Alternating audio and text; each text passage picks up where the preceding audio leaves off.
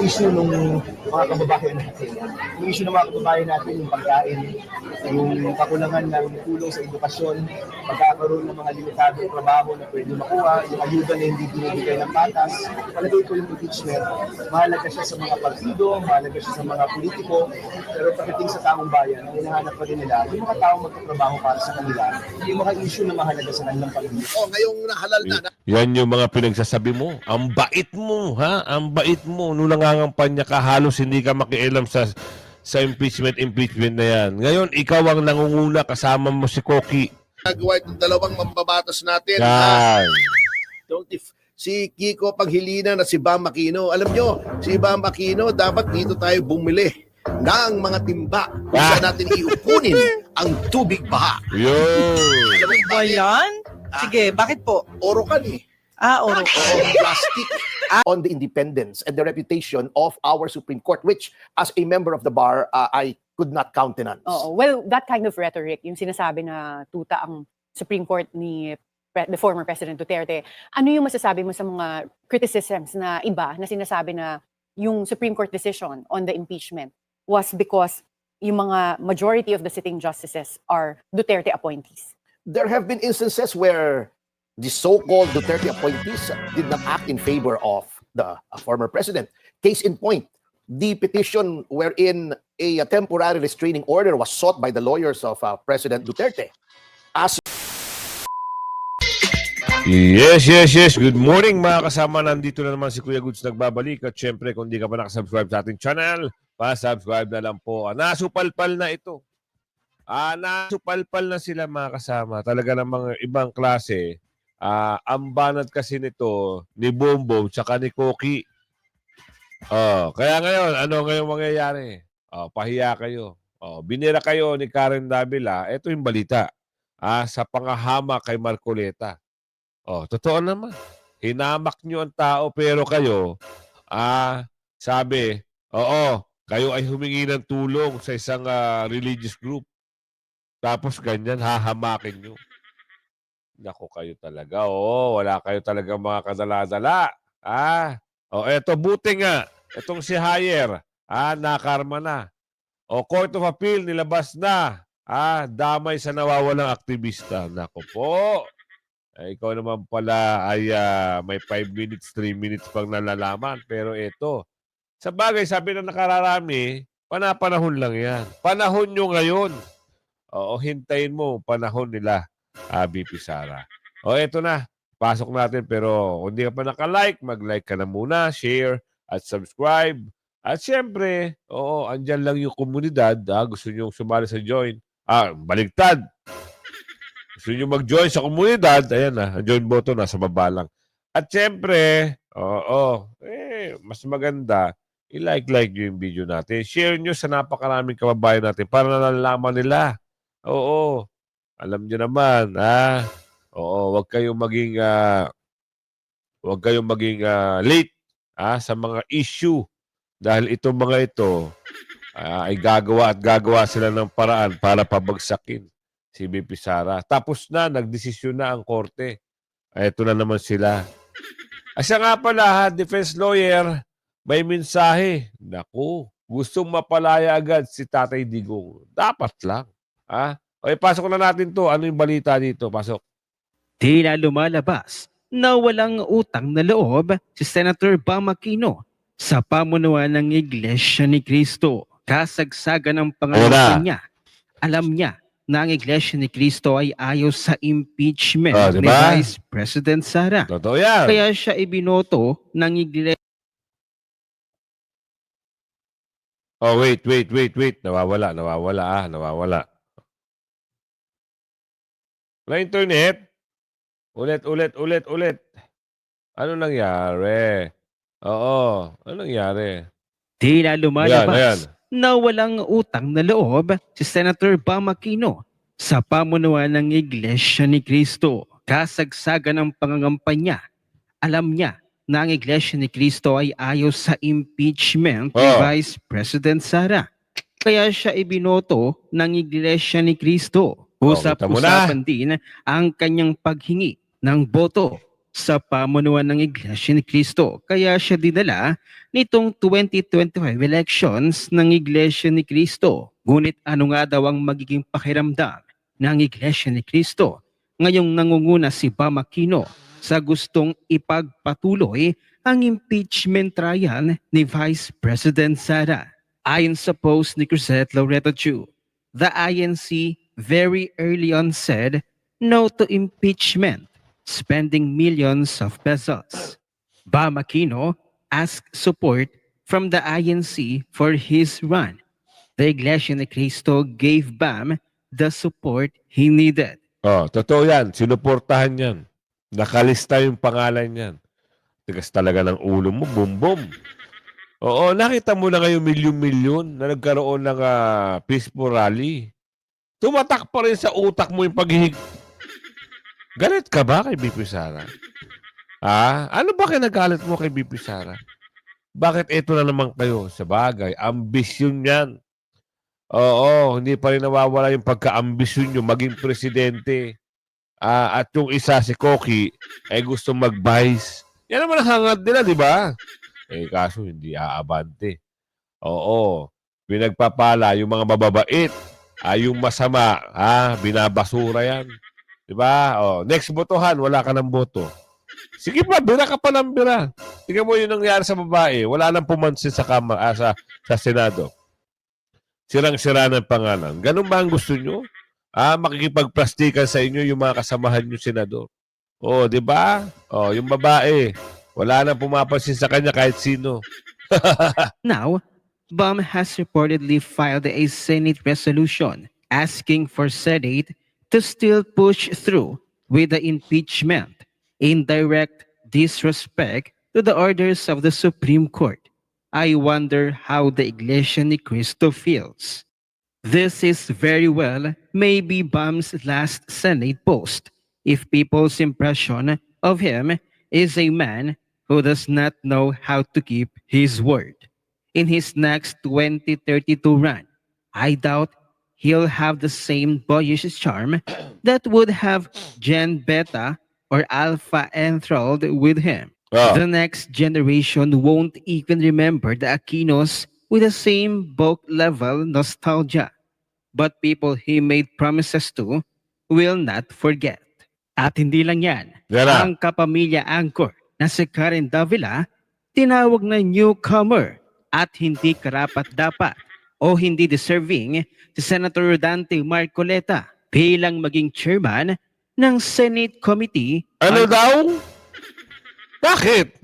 Easy ka dyan, boy! Totoo ba yan? Tinawag mo si mali pala yung sabi doon sa isang video.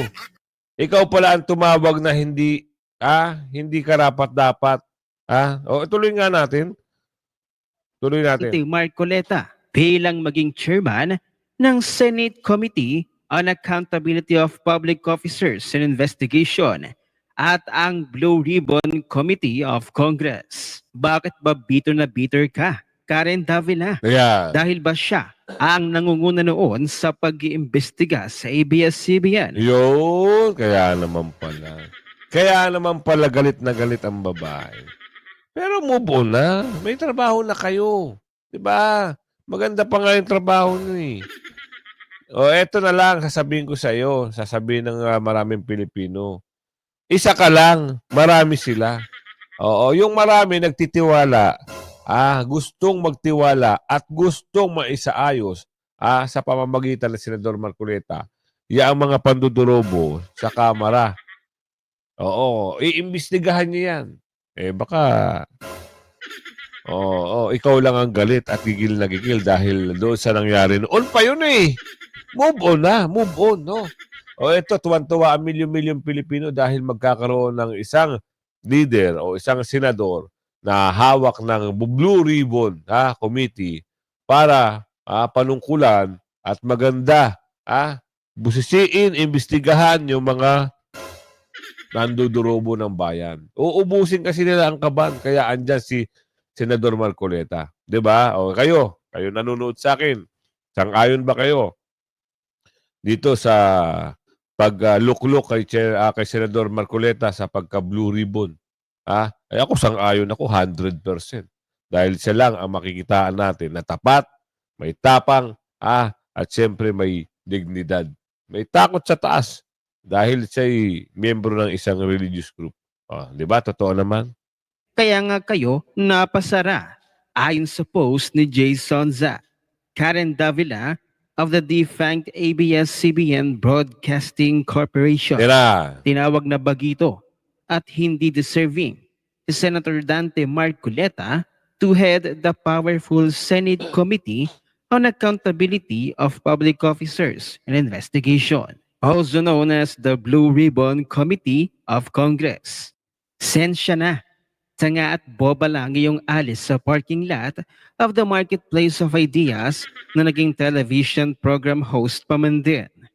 Let me educate this lady, Yan na. pretending to be a political smart, but who has too much between her and so lacking in something between her ears. Ayan, binalasa ka ni Ka Jason sa. Di ba? At pag nagsalita si Senator Marcoleta, baka mapahiya ka din. Huwag ka kasing ganun, ha? Balita lang, tagapagbalita lang. Huwag maggagawa ng eksena. Ha? Makinig ka sa sinasabi ni Kuya Jay. Di ba? Ano pa? Bakit galit kayo? Dahil hindi kayo makakapag-cover sa kanila. Dahil siyempre may sariling istasyon eh. Meron silang istasyon magandang tagapagbalita kaysa doon sa mga bayarang stream.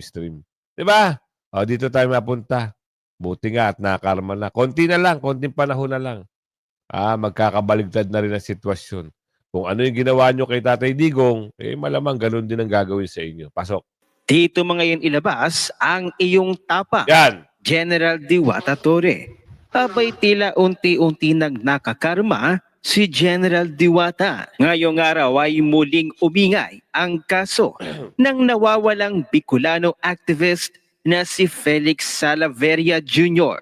Matapos pangalanan ng Court of Appeals ang 5 mataas na opisyal ng Philippine National Police kabilang si PNP Chief General Nicolas Torre III Lagot ka bilang ngayon. responsable sa kapabayaan sa investigasyon ng kanyang pagkawala. Sa 62 pahinang desisyon ng dating 13th Division ng Court of Appeals, kinilala ng korte na walang sapat na pagsumikap ang mga opisyal sa pagsiyasat sa umano'y sapilitang pagdukot kay Salaverria noong August 28, 2024 sa Tabaco City, Albay na nahuli pa sa CCTV. Dahil dito, pinagkalooban ng Court of Appeals ang mga anak ni Salaverria ng writ of amparo at habeas data bilang proteksyon sa gitna ng banta sa kanilang seguridad. Kabilang din sa mga sinita ng korte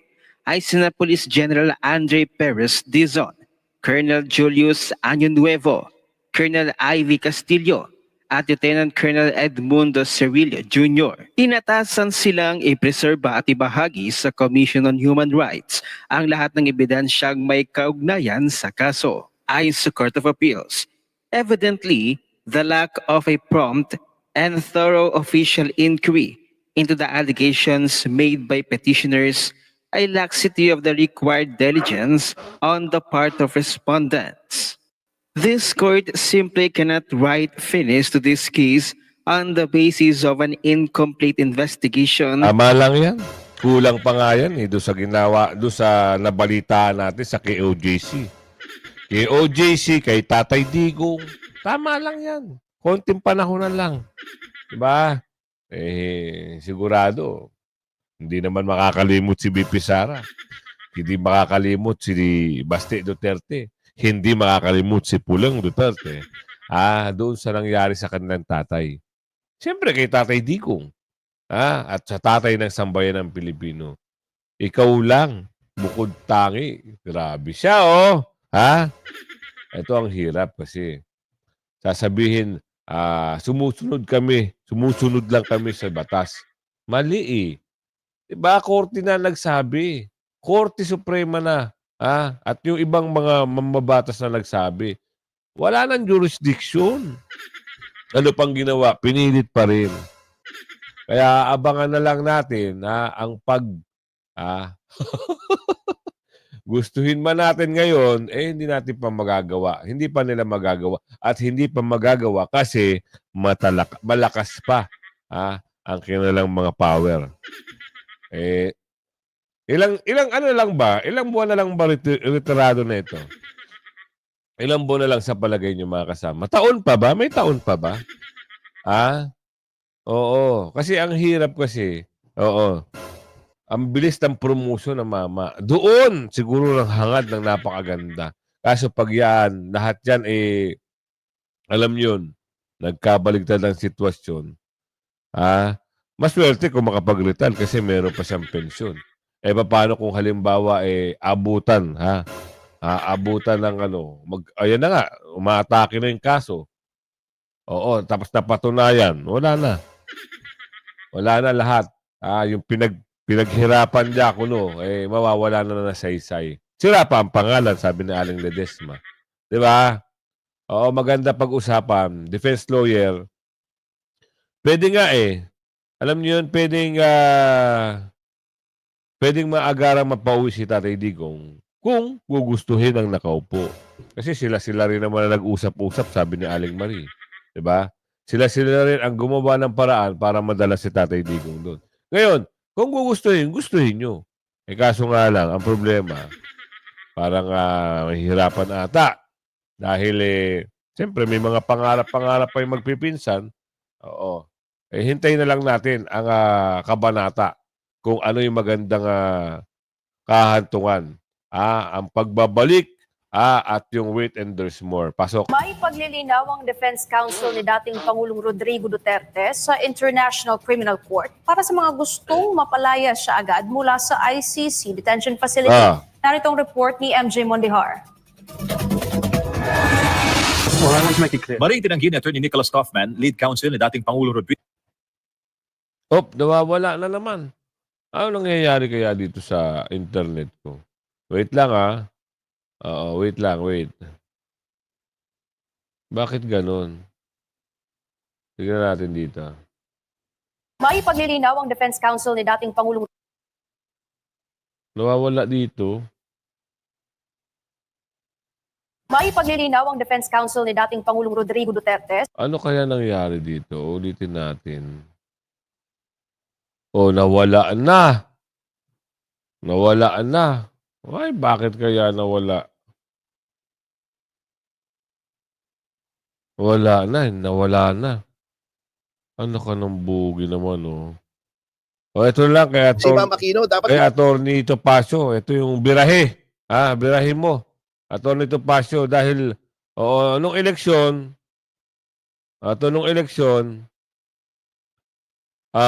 magaling kayong manuyo sa religious group. Ang tigas ng ulo nyo.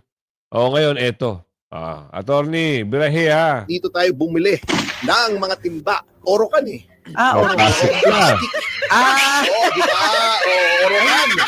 Di ba nung nagkakampanya siya para lang makuha ang boto Tama. ng ibang taong undecided, sabi niya, hindi daw siya masyadong nagpa-prioritize sa impeachment. Tama. Mas marami pa daw na dapat i-prioritize. Pero honestly, hindi siya issue nung mga kababayan natin. Yung issue ng mga kababayan natin, yung pagkain, yung kakulangan ng tulong sa edukasyon, pagkakaroon ng mga limitadong trabaho na pwede makuha, yung ayuda na hindi binibigay ng patas. Palagay ko yung impeachment, mahalaga siya sa mga partido, mahalaga siya sa mga politiko, pero pagdating sa taong bayan, ang hinahanap pa rin nila, yung mga taong magtatrabaho para sa kanila, yung mga issue na mahalaga sa kanilang pamilya. Ngayong nahalal na, Yan yung mga pinagsasabi mo. Ang bait mo, Ang bait mo. Nung nangangampanya ka, halos hindi ka makialam sa impeachment na yan. Ngayon, ikaw ang nangunguna, kasama mo si Koki.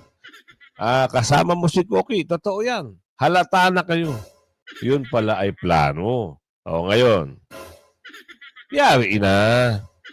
Booking. nakuha na yung boto. Bumaliktad na. Dinala na siya ng INC na anti-impeachment. Bumaliktad na. Dapat matuloy yung impeachment trial. So, wala nang bukang bibig, kundi impeachment. Walang word of honor yan. Wala, mahirap talaga magtiwala sa isang Aquino. Pero nalungkot ako Bakit? inendorso ng INC si Senator Bam Aquino. Tapos ngayon hindi niya sinusunod yung magandang plano niya noon. Kaya naniwala sa kanya. Kaya nga sabi ko sa inyo, doon Masakit ikabuli yun. ng timba Masakit yun, ng sir. timba at saka mga drum Plastic. kay Pam Aquino. Oo. OMG. Anyway, speaking of trabaho ng legislator, Yan. hindi rin po trabaho ng legislator tong pakialaman ang Supreme Court. Ito na naman, may kaulaluan na naman ginagawa itong dalawang mambabatas natin. Yan. Si Kiko Panghilinan at si Bam Aquino. Alam nyo, si Bam Aquino, dapat dito tayo bumili ng mga timba kung saan natin iupunin ang tubig baha. Yun. Alam mo Ba bakit? yan? Sige, bakit po? Orokan eh. Oro. Plastic. Di ba? Orokan. Di ba nung nagkakampanya siya para lang makuha ang boto ng ibang taong undecided, sabi niya, hindi daw siya masyadong nagpa-prioritize sa impeachment. Mas marami pa daw na dapat i-prioritize. Ngayong nahalal na, nakuha na yung boto. Bumaliktad na. Dinala na siya ng INC na anti-impeachment. Bumaliktad na. Wala diba? nang sinasabi ngayon, wala nang bukang bibig, kundi impeachment. Walang word of honor yan. Wala, diba? mahirap talaga magtiwala sa isang Aquino. Natatandaan nyo yung ginawa ni Cory Aquino kay Doy Laurel. Yung mga usapan nila, tinalikuran. Bagkos. Bagkos. Siniraan pa ng siniraan si Vice President Doy Laurel. Samantalang kung hindi nag-give way si Vice Presidente Laurel sa pagtakbo niya bilang presidente, baka hindi nagkaroon ng people power. Kasi magdi-divide yung opposition. Hindi pwedeng sabihin ni Cory Aquino na dinaya siya. Bagamat ang official count ay nanalo si Pangulong Marcos Sr. So ako hindi ko, kahit asar ako rito kay Junior, paninindigan ko ang nanalo noon si Senior. Si Senior Kaya ang nangailangan nanalo. sila mag-people power. Si Extra Apo. constitutional nga yun. Inagaw nga nila yung poder eh. Inagaw. Ayun. So yun ang nangyari. Ako ayoko ng mga pang-aagaw ng poder via extra constitutional means. Apo. Kaya yung mga nananawagan na RevGov, o Yan ang problema. Saka ito, hindi ba siya nahiya? Dinala siya ng isang religious group. Di ba? Lumapit siya. Pinagbigyan siya. Nilista siya doon sa iboboto. Hindi ka mahiya doon sa mga taong pinag-utangan mo ng loob. Nakakapal ng mga pis sa bagay. Totoo nga naman. Sabi ni Atty. Topacio, huwag kayo magtitiwala sa kulay na yun. Never. Pula, dilaw, huwag na kayo magtiwala. Walang mga paninindigan, walang prinsipyo, at sinungaling, sabi ni Aling Ledesma. Diba? Ano yung ginawa? Pagtatraidor. Tinaidor niya. Yung mga milyong-milyong bumoto sa kanya. Kasi pinaniwala niya, hindi siya, diba? Ayaw niya sa impeachment. Ngayon, eto na. Yung bulalas ng bibig niya, akala mo ngayon, siya ngayon ng isang asong galit na galit. Gustong matuloy ang impeachment. Tapos na nga. Ano ba problema nyo? Ayaw nyo lang magtrabaho ng matino. Puro kayo ngaw-ngaw, ha? Wala na kayong ibang binira kundi mga Duterte. Kasi nga, takot kayo. Sobrang pagkatakot nyo pagdating ng 2028. Hindi kayo makakakuha ng pwesto. Totoo naman yan eh. So ito, usapang pondo. Nagsalita na ho. Ito si Secretary Prasco sa mga mambabatas. Naku, ito na. Magkakaamin na. Ano kaya itong aaminin dito? Tuloy natin to. Mas maganda, isiwalat muna, Madam, kung sino yung mga dorobo dyan. The wording that our good congressman should have used was not underperformed, but underfunded. Tila pinupuntirya ng ilang kongresista ang Department of Tourism dahil sa independent stance Underfunded, Underfunded. umano sa Kongreso ni Cebu Representative Duke Frasco. Ito ang pahayag ni Tourism Secretary Cristina Garcia Frasco matapos punahin ng ilang kongresista ang DOT sa umano'y pagiging underperform sa kabila ng malaking pondo. Ayon kay Deputy Speaker at La Union 1st District Representative Paulo Ortega V, dapat umanong magpakita ang DOT ng malinaw na resulta sa paglikha ng trabaho at pagpapaunlad ng lokal na ekonomiya. Sagot naman ni Secretary Frasco, nakapagbigay ang turismo ng trabaho sa 6.75 million Filipinos at halos 10 milyong Pilipino pa sa indirect at induced opportunities. Nakikiisa po ako sa panawagan ng ating mga congressmen dahil yung turismo ay patuloy na nagbibigay ng trabaho sa ating mga kababayan. Milyon-milyon na Pilipino ang nabibigyan ng trabaho sa turismo from Luzon, Visayas, and Mindanao. At patuloy po yung trabaho ng Department of Tourism sa pagbigay ng mga tools and trainings. Samantala para kay Tingog Party List Representative June Asidre, suportado niya ang panawagan ng Speaker ng Kamara para sa mas mataas na transparency at pananagutan sa paggamit ng pondo ng bayan. Nako, Kaya sinisilip binigyang na. diin niya ang mababang bilang ng tourist arrivals sa Pilipinas noong 20 Grabe, no?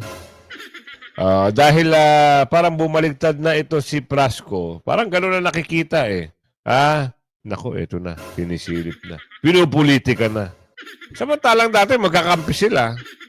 Ngayon, ito na. Anong gagawin natin dito? Ganito ang laro ng politika. Kasi meron silang gustong iupo. Bakit? Malaki ang budget eh. Nakikitaan na malaki ang budget. Panibagong laro na naman ito. Diba? 2024 na nasa 5.95 million na malayo sa pre-pandemic na 8.26 million noong 2019. Depensa naman ni Secretary Frasco, bumaba ng 83% ang promotion budget ng kagawaran mula sa dating 1.2 billion pesos na budget noong 2023. Bumaba ito sa 200 million pesos at ngayong 2025, mas bumaba pa ito sa 100 million pesos. Ngunit hindi ito hadlang dahil sa kabila ng limitadong budget, nakapag-welcome sila ng 5.95 million foreign tourists na nakikipagkompetensya sa mga kalapit bansa na may multi-million dollar na allocation sa marketing. I strongly disagree that the sector has not delivered, for it has. It has delivered returns to the nation, notwithstanding a very meager amount that was provided for tourism promotions. Isa lang ang kalalabasan yan. Sinisilip lang ho kayo. Oo. Gusto lang hawakan ng pwesto. Oo. Abangan nyo. Susunod dyan, baka mamaya mababalitaan lang natin. Sinibak na rin sa pwesto. Dahil may mga ngarap at nangangarap, kumuha ng ganyang posisyon. Alam nyo naman, yung mga taong ganid sa pera, gagawa ng paraan yan. Umaatake na yung mga attack dog ni Tamba. Oo, di ba? Attack dog ni Tamba yan, yung mga yan. Ako, Diyos ko, ang lalaki ng, alam mo, kala mo mga bro. Dito tayo. Bibirahin ni Atty. Topacio. Lahat.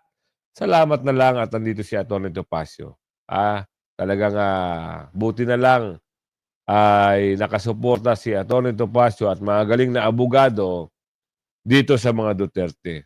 Dahil mayroong magtatanggol na matatalino, magagaling at matatapang na abogado. Ano meron dito? Another controversy for Atty. Topacio. Pasok. Yesterday's headlines. After filing a petition for indirect contempt against Presidential Advisor for Poverty Alleviation, Larry Gadon, the clash took an unexpected turn when Attorney Gadon challenged Attorney Topacio to a one-on-one singing duel for charity. Behind the theatrics and legal fireworks, the question in everyone's mind is, why is Attorney Topacio perennially in the middle of the country's most controversial issues? With us this morning is one of the country's high-profile lawyers, Attorney Ferdinand Topacio. Good morning, Attorney Ferdy. Yes, good morning, Karen. Always a pleasure to be here at Billionaire News It's Channel. always a pleasure to have you here. So let's start with the case that you filed that also made headlines. Why did you file an indirect contempt case against Larry Gadon and also against other personalities? I believe Richard Haydarian was also one of the people that was a respondent in the case. The cases against Mr. Haydarian and Congressman Sedania were filed Yan. by attorneys Mark Tolentino and Rolex Suplico, also a former congressman.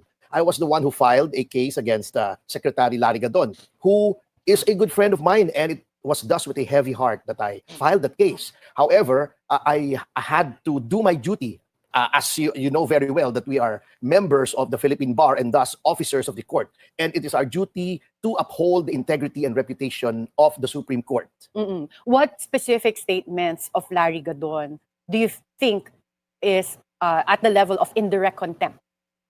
Larry has always been, colorful in his language and his actuations. But in this particular instance, I believe that he crossed the line by calling the Supreme Court thrice. Yan. Not once, not twice, but thrice. Tama. As tuta ng mga Duterte or puppets or lackeys or lapdogs of the Duterte family. In fact, he even singled out the Chief Justice as one of the tutas ng mga Duterte. But Chief Justice Leonen is an appointee of former President Benigno Aquino III, hindi ni President Duterte. Exactly, and one of the concurring justices, the newest in the brethren of the Supreme Court, Justice Raul Villanueva, is an appointee of the incumbent. Of President Bongbong Marcos. Yes, so I do not know where Mr. Gadon is coming from, and regardless of the truth of that, Tama. which I do not concede, of course, Mm-mm. his statements tended to cast aspersions on the integrity, on the independence, and the reputation of our Supreme Court, which, as a member of the bar, I could not countenance. Oo. Well, that kind of rhetoric, yung sinasabi na tuta ang Supreme Court ni the former President Duterte, ano yung masasabi mo sa mga criticisms na iba na sinasabi na yung Supreme Court decision on the impeachment was because yung mga majority of the sitting justices are Duterte appointees? There have been instances where the so-called Duterte appointees did not act in favor of the former president. Case in point, the petition wherein a temporary restraining order was sought by the lawyers of President Duterte as regards the then impending arrest and rendition to the Netherlands of the former president, it was not acted upon. Had it been true, as alleged by Mr. Gadon, that they were subservient to the Dutertes, they would have immediately issued a TRO, considering the patent illegality, in my opinion, of the actions against the former president. But in fact, they did not, and they allowed the former president to be brought outside of the country into the Hague, where he is now in detention. Yeah, which reminds me, there's a pending petition for habeas corpus still pending in the Supreme Court in relation to the arrest and what you call rendition of former President Duterte to the Hague. Ano na bang status ng case yun? Do you know if there are any updates? I would not know. I'm not one of the lawyers to any of the parties to that case. But in my humble opinion as a lawyer, that remedy would now be unavailing because Mr. Duterte is now beyond the territorial jurisdiction of our courts. That is exactly what happened to Mr. Teves in Timor-Leste. The Tribunal de Recursos of Timor-Leste had in fact issued a writ of habeas corpus while Mr. Teves was still in the territory of Timor-Leste, but it was also disregarded by the Timor-Leste authorities and he was brought to the Philippines. Well, let's go back to the case that you filed against Larry Gadon in the Supreme Court for indirect contempt. Ano yung masasabi mo dun sa mga iba naman nagsasabi na it's an overreaction to what he said? What he said was the overreaction, not our measures which we undertook in order to address those concerns.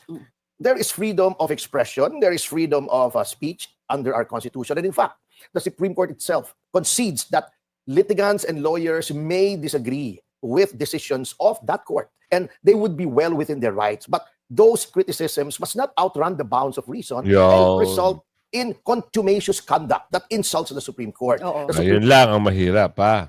Supreme Court na kasi iniinsulto, eh. Diba? Hindi mo nag-iisip yung isang abogado dun? Hindi mo iniisip, pinakamataas. Ay, nako. Ngayon, eto na. Ngayon, papa-interview kayo. Sasabihin nyo, ganito, ganito, ganoon. Ngayon kayo magngangaw-ngaw. Ngayon, kung umabot ka sa video natin ito, hanggang sa muli, paki-like and share. Bye-bye!